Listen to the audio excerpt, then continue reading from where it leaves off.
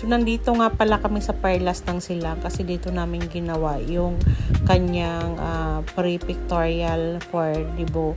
So, ito yung napili namin kasi more on flower siya. Gusto ko sana sa Baguio, kaya lang medyo malayo na talaga. At saka may mga bagyo na parating. So, dito na lang. At saka ganda kasi namumulaklak yung mga bulaklak nila that time.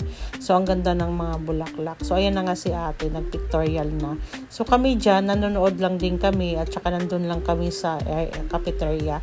Tingnan nyo naman, binagyo talaga sila ng todo dyan hanggang dumating sa point na nagpapayong na lang talaga sila.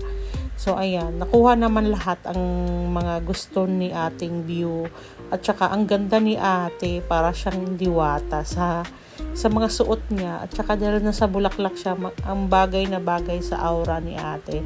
Na parang teens. Talagang ma-amaze ka sa mga kuha nito. Talagang ang ganda. Parang hindi binagyo, parang hindi inulan. Talagang ma-appreciate mo mapapapuri ka talaga sa nag-picture. Actually, nandyan lang kami, nag-aantay kay ate. Actually, ulan yan At kami naman family, nagsuot kami niyan ng rainbow. Rainbow kasi yung gusto ni ate sa kanyang birthday. I mean, yung pictorial. So, pero naka-black siya dyan kasi casual niya yung black na yan. So, tingnan nyo naman, ang lakas talaga ng hangin yan. Umabot pa sa point na nagtago muna sila ni ate. Kasi, yun nga, lakas ng hangin. So, tawang-tawa siya kasi pinicturean niya, dala-dala niyang picture ng mga opa. Yan, wala kasi, hindi talaga nagbo-boyfriend pa si ate. Kinikilig lang siya sa mga opa. Kasi masyado siyang seryoso sa buhay. Kumbaga, aral, kailangan niya magaling sa pag-aaral. Sa work, kailangan niya mag-excel. Pag may ginagawa siya, kailangan lagi siyang, kumbaga, nagagawa niya talaga ng maayos. So, wala siyang ibang priority kundi yung paano siya umangat. Yun yung nakikita ko sa kanya, kaya siguro hindi siya nagjojowa pa or gusto din niya may patunayan sa sarili niya. Tsaka sabi din kasi niya, pag yumaman siya, magbo-boyfriend na siya. Ate, kailan pa yun? Baka naman 30 ka na, Diyos ko. So, medyo may pagkamanang talaga yung ugali ni ate. Pero napapasuot ko naman siya ng mga modern kasi gusto ko yung sa smarty katingnan ba. Hindi yung mga manang din yung manamit. So, ayan na nga si Noah. Inip na. Si ate, magaling talaga to pumorma. At saka noon kasi nakaaral to siya ng modeling. So, kung palakarin mo siya, kung mag-post siya, talagang meron siyang aura. Kasi nga, yun nga, pinag-training ko sa model. Kasi, yun din kasi yung gusto ko para sa kanya. Dahil sobrang pitit naman ng katawan niya. So, pwede talaga siyang mag-model. Char. Pero marampat din talaga siya. Again, brand ambassador din siya. So, okay naman din. So, ayun na nga si Noah. Inip na. Kailan daw kami uuwi at mag-cellphone na siya. So, dahil nga nainip si Noah, dahil minsan tumitigil ang ulan, ayan, pinaglaro na namin dito sa mga isda.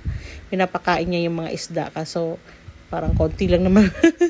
Tuwang-tuwa yung mga isda sa kanya. Pero siya parang nakukuntian sa mga sa mga pakain. So, maraming koi dito, no? So, nag-enjoy naman si Noah nagpakain ng mga koi dito sa baba. So, ito na nga yung pangalawang outfit ni ate na parang magsusuot siya ng, parang ito yung pinaka-mini gown niya. Ito yung pangalawa. So, purple siya, pero rainbow pa rin. Rainbow talaga yung gusto niya. So, ayan, nabili ko to sa Shein. Nasa 1,000 something. O, diba, kaysa mag-rent ka ng 1,500 to 3,000. Hindi magiging sa'yo yun. So, hindi naman ako problema sa susuotin ni ate kasi alam ko lahat naman bagay sa kanya. Kasi pitit lang yung katawan niya. Yun talaga maganda pag payat ka, di ba? Lahat ng gusto mong suotin, kasya sa'yo at maganda sa'yo kasi payat ka. Kaya nga ngayon napaisipan ko mag-diet na talaga. Char, ngayon lang. So, ayan, ang ganda. Purple siya sa taas, tapos rainbow na siya sa, ayan, nagkabulol-bulol na. Rainbow na siya sa baba. So, ayan, ulan yan. Kung makikita nyo, may ulan yan. Pero yung mga picture na lumabas, hindi mo mapansin yung na umuulan yan. So, ayan, ang ganda ng mga view ni ate. So, ito na naman, humangin na naman.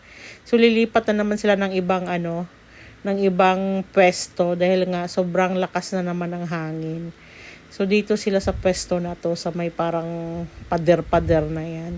So, hinangin na naman sila. Oh my God. Hinangin plus inulan ng malakas.